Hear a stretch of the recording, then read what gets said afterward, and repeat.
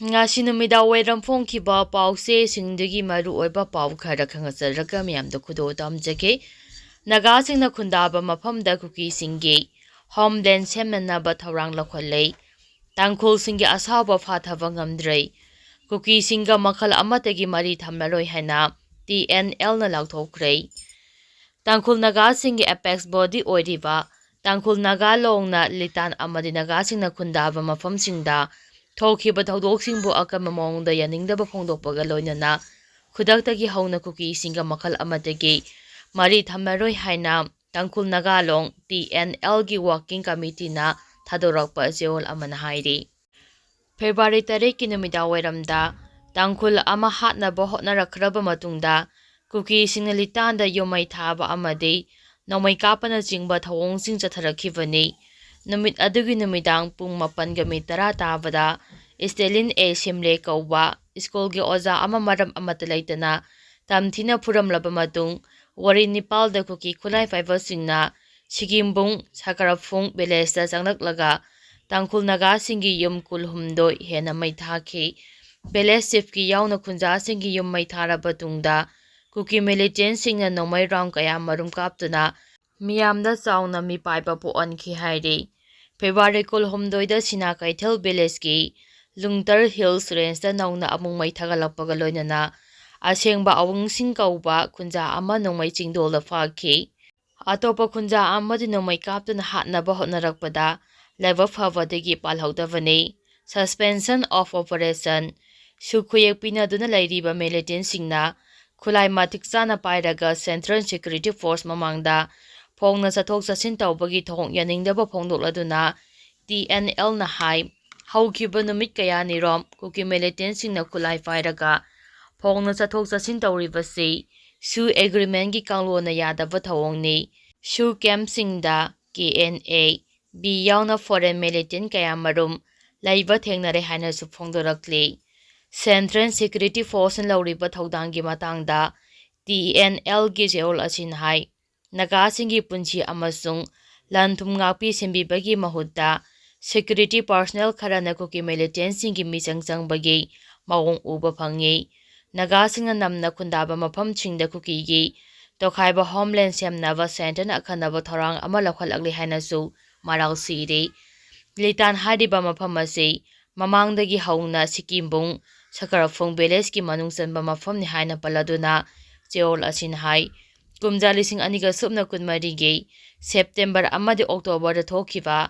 administrative order singda additional jurisdiction amadi customary ki chatnabi singakna chatnabagi wafam mayek singna palli kumja 2019 gi June 19 da thokiba apunbagi mifam amadasu Tangkhul gi mamangdagi lairak lavalam sakhangbaga loinana Imphal urkhulam bede ingtapna lehenabagi wafam yanaba purakhibani hairi Makatarakpa pauda laikhidraba bungjangking baltegi haksang lairol chalu yadrei watho ama loidringaida tongamba zomegi district semnanaba demand tawrakle laingangna anauba district sembagi wafam lauthokpaga loinana Thalon Assembly Constituency ki MLA bungjangking baltegi misi asiga mari lainana National Investigation Agency NIA da thika handriba fawba aroiba mathau mangam pangthokhiroi haina imung manunggi miyoisingna phongdokhrei laikhidraba bungjangking balte zomi phurup ki lusingbani kumja 2019 ki May 3 da Kuki zo amasung maite phurup ki marakta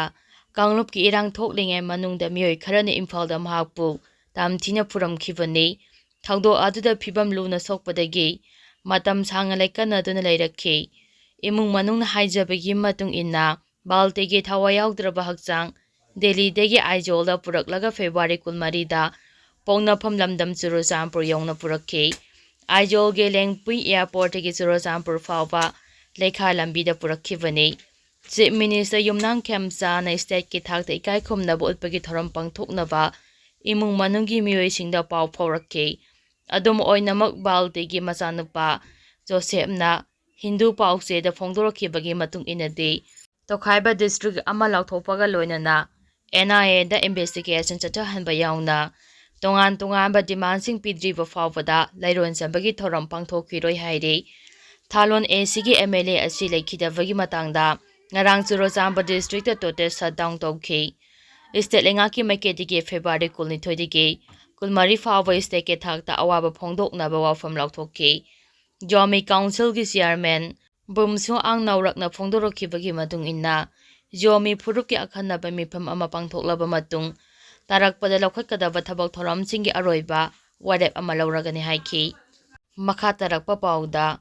achumba wayal fangdriba fawa IDP sing masagi mayumda hanjilhankiroi haina Kangpokpida khongjang changsingkhre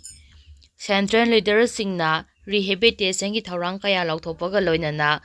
Manipurda mahusagi phibam hanjilhanbagi Thourang kaya laukhalabasu Kangpokpi district ki oina internally distressed persons cha kaya na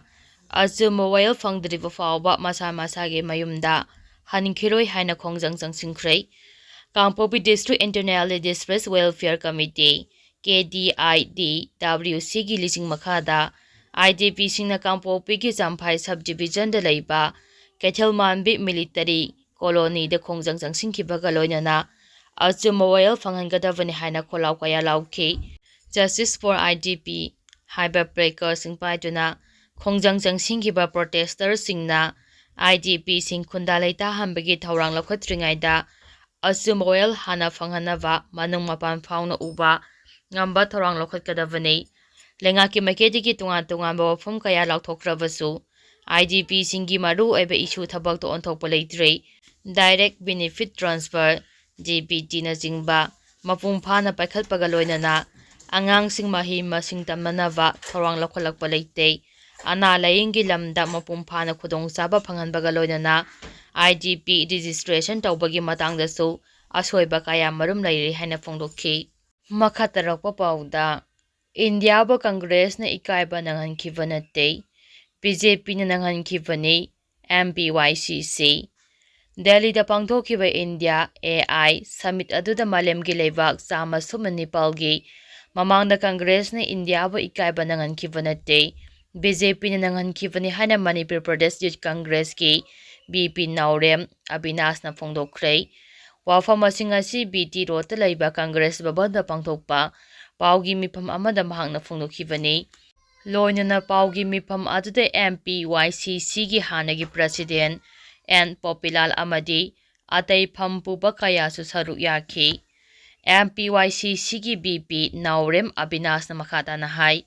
summit aduda political backing leiba Galgordias University na China na sava robot dog Unitribo University asigi innovate tawduna savani haina AI summit aduda utpagi mayokta protest tawba AYC gi president Uday Banujip amadi atai thaumi kaya Delhi police na fajingkiba leibak thibani asiguma aramba tawba university asigi mayokta lepagi damakta fajingkiba thaumi pumba athubada thadokadabani natrabadi akanba khongjang kaya changsilakani hiram asiga mari lainana BJYM gi thaumising amadi BJP Mahila Morcha gi president Lotika na yumpham yaudaba Congress na ikai firup khumale haikibadu lamdam asigi oina leibak thibani haiki